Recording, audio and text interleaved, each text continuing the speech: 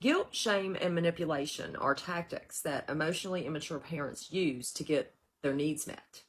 They use these methods because they lack the emotional skills required for healthy communication.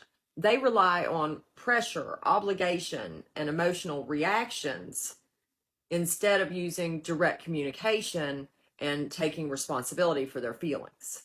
Many of these patterns develop long before they ever become parents and are often passed down through generations. An inability to regulate uncomfortable emotions is a defining feature of emotional immaturity. Disappointment, insecurity, jealousy, or fear can feel overwhelming, and the parent looks outside themselves for relief instead of processing those feelings internally. They often expect their children to provide emotional support, validation, attention, and a sense of purpose. Guilt is one of the most common tactics that emotionally immature parents use.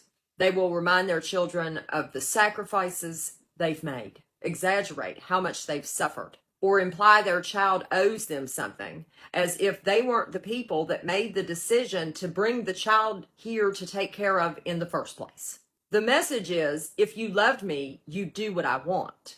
It is a controlling mindset that can leave children feeling responsible for emotions that were never their responsibility. Shame is also common. Rather than discussing a child's behavior, the parent attacks the child's character.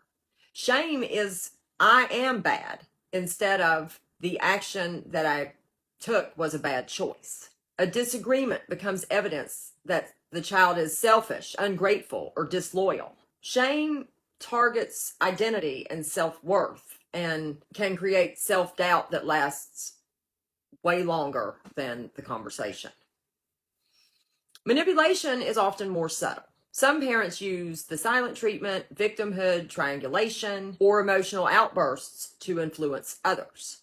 They create situations where people feel pressured to respond in a certain way instead of stating their needs openly.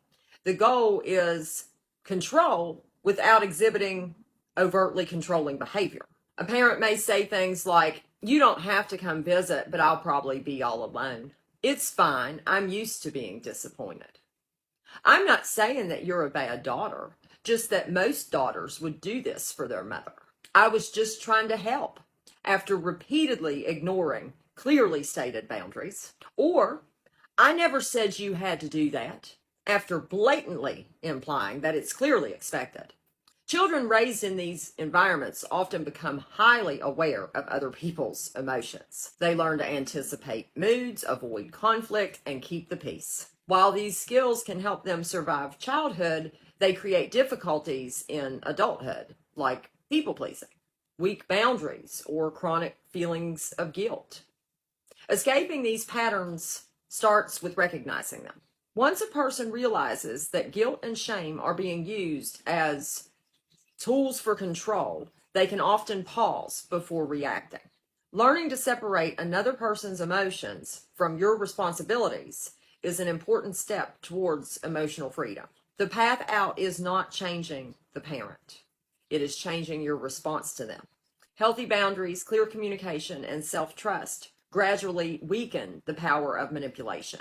You eventually stop feeling responsible for managing everyone else's emotions, and you stop building relationships on obligation and start building them on mutual respect. Have a good day.